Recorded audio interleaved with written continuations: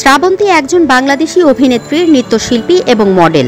90 দশকে তিনি ছিলেন একজন জনপ্রিয় মুখ। তার সুন্দর হাসির জন্য পরিচিতি পান শ্রাবন্তী। অভিনেত্রী শ্রাবন্তী নাটকে বেশি সক্রিয় ছিলেন।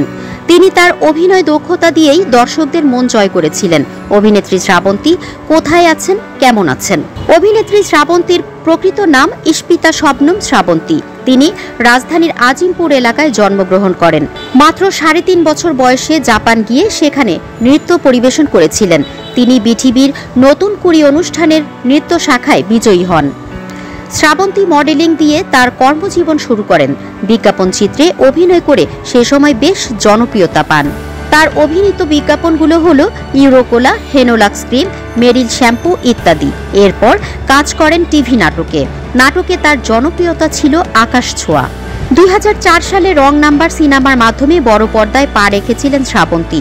ব্যাচেলর সিনেমায় অভিনয় করেও বেশ সাড়া জাগিয়েছিলেন এই অভিনেত্রী। 2010 সালে জাহাঙ্গীরনগর বিশ্ববিদ্যালয়ের সহযোগী অধ্যাপক খোরশেদ আলমকে বিয়ে করেন শ্রাবন্তী। 2011 সালে জন্ম নেয় এই দম্পতির প্রথম সন্তান রাবিয়া। 2015 সালে জন্ম হয় ছোট মেয়ে আরিশার। 2018 সালে খোরশেদ আলমের সঙ্গে শ্রাবন্তীর বিবাহ বিচ্ছেদ হয়। এরপর অভিনয়কে বিদায় জানিয়ে যুক্তরাষ্ট্রের নিউ ইয়র্কে বসবাস করছেন তিনি। সুযোগ পেলেই 2 মেয়েকে নিয়ে ঘুরতে আসেন বাংলাদেশে। নিউজ ডেস্ক, জনতার মুখোমুখি।